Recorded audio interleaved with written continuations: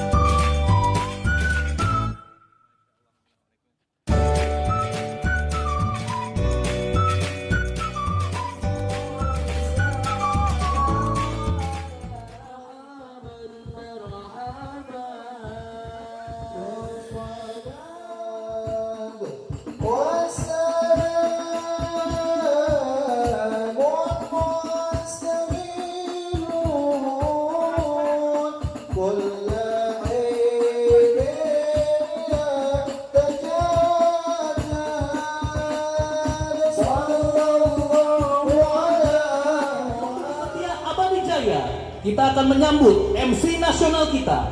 Beliau adalah guru-gurunya para artis ibu kota dan juga pengusaha terkenal di Jawa Timur, tepatnya kota Kediri, Rawang Bidadari, dan sering mengisi acara di podcast media seperti Close the Door, TV One, dan lain-lain. Mari kita sambut MC nasional Pegawan Nusantara, Muhammad Rofi Muklis atau Gus Rofi.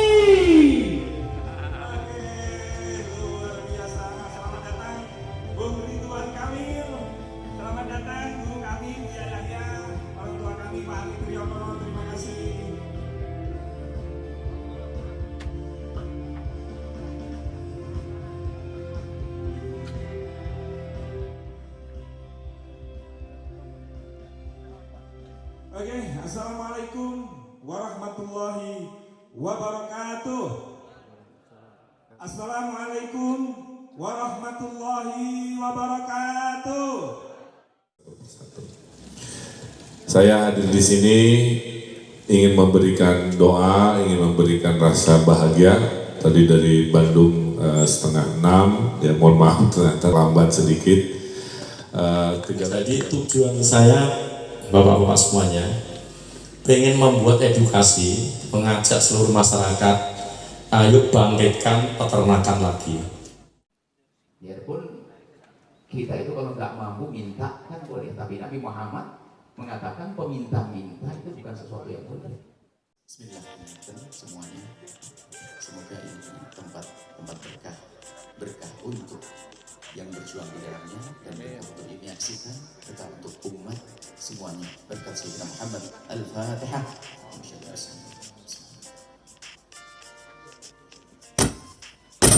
Bismillahirrahmanirrahim.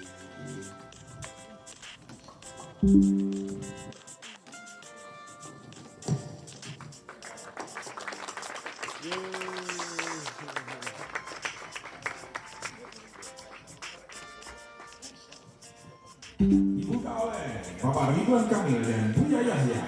Selanjutnya dilanjutkan pemotongan tumpeng sebagai diresmikannya.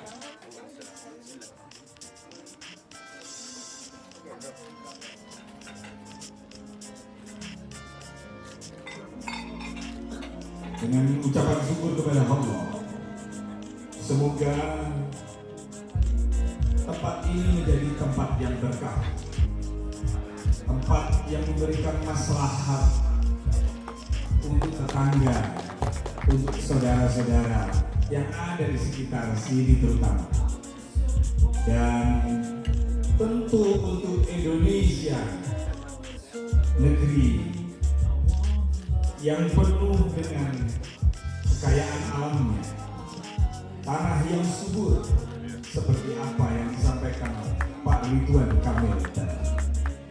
Luar biasa acara siang hari ini yang mengucapkan terima kasih kepada para hadirin para undangan semuanya. Dan kami ucapkan selamat datang kepada Mr. Ronald Ariputra sebagai Direktur PT Atra Pegawan Nusantara, Lawyer BNP Pegawan Nusantara, Mas Denny Setiawan, selamat datang.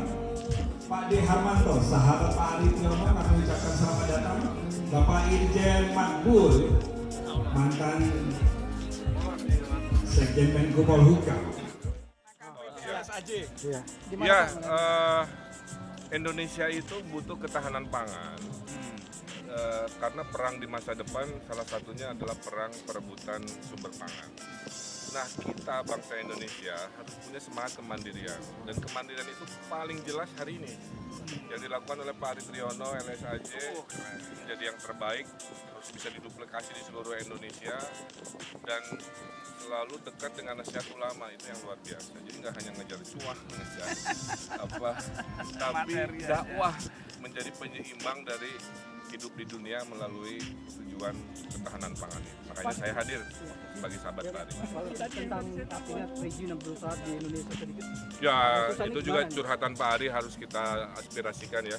Urusan perizinan lain-lain harus dimudahkan, apalagi nanti kalau ada presiden baru nanti akan saya sampaikan permasalahan ini. Tadi sempat sedikit. Terima kasih Pak. Terima kasih Pak. Mari. Iya. Oh iya siap Pak Didi. Iya siap. Oh keren. Iya. Ya saya terima kasih kami sampaikan mewakili dari perusahaan PT LSAJ. Kebetulan kami ini di dalamnya. Memang lahan ini kan asalnya kan 4 hektar, hampir enggak kerawat lah. Padahal potensinya luar biasa, karyawannya juga disiplin banget. Nah akhirnya di take over ya oleh Pak Ari Triono beserta kami. Nah akhirnya alhamdulillah ini bisa lebar lebih luas, sekitar 15 hektar. Nah kehadiran Pak Ridwan Kamil memang sangat penting sekali, karena bagaimanapun beliau ini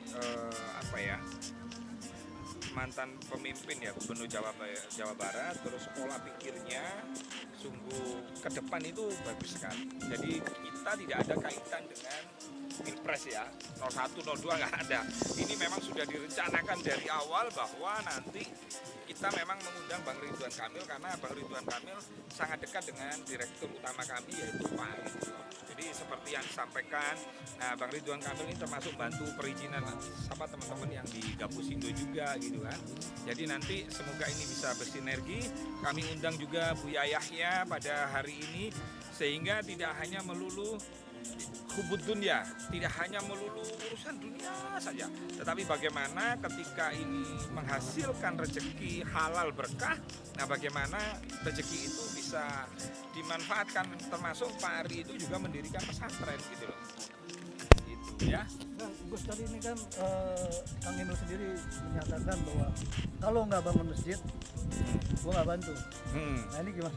Oh iya. Nah itu kan untuk spirit ya, untuk memacu pengusaha, ya minimal kalau pengusaha itu sukses minimal punya musola lah. Supaya apa? Supaya memudahkan karyawan-karyawan itu bisa untuk beribadah, kan itu kan.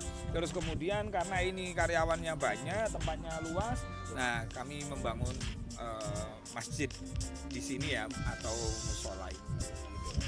Nah jadi hablum minanas dapat, hablum minallahnya apalagi, karena hidup itu memang sementara, jadi ya harus kita manfaatkan betul waktu sebagus-bagusnya. Kesah bagaimana sulitnya mengajukan perizinan usaha di Indonesia seperti apa? Nah ini gimana sih Pak?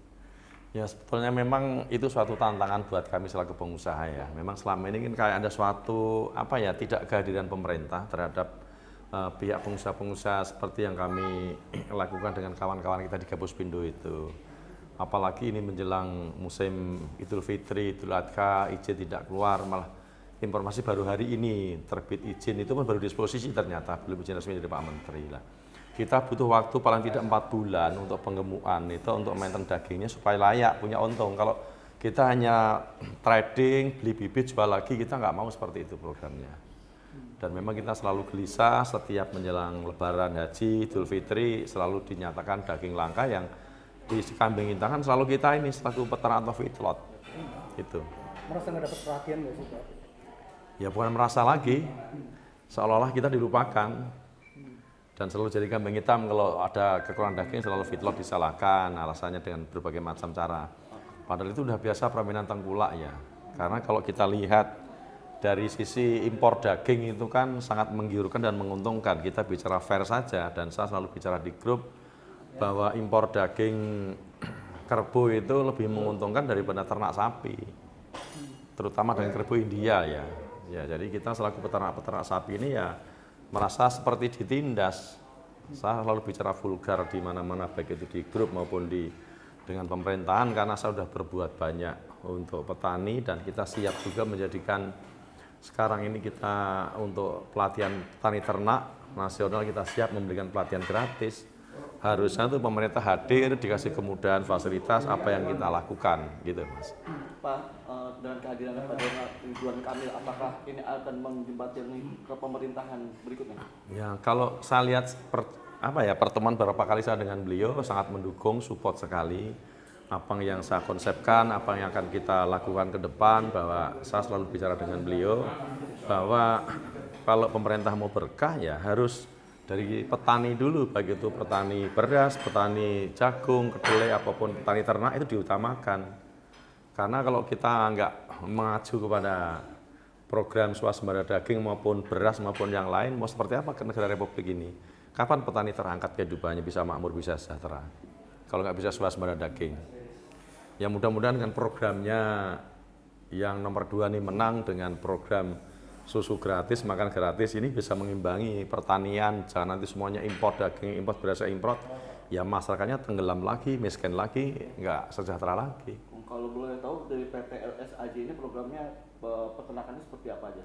Saya pengen punya peternakan yang berkelanjutan ya, jadi dalam arti tidak hanya sekedar ternak, saya berharap punya breeding, punya fattening, saya bisa ngolah pakan sendiri, punya pabrik sendiri, dan untuk mitra-mitra kita punya pabrik kompos, ada terusannya seperti pabrik bakso, sosis, dan cold storage.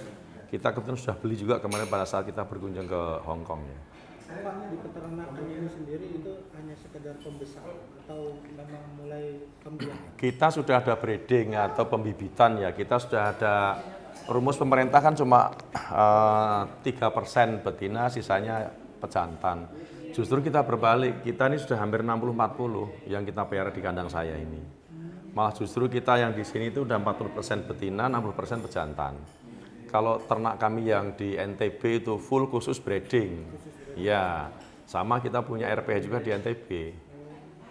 Ya, saya juga berharap mudah-mudahan dengan setelah pesta demokrasi pemilu ini baik, dengan pemerintahan yang baik ke depan ini betul-betul pro rakyat, pro petani.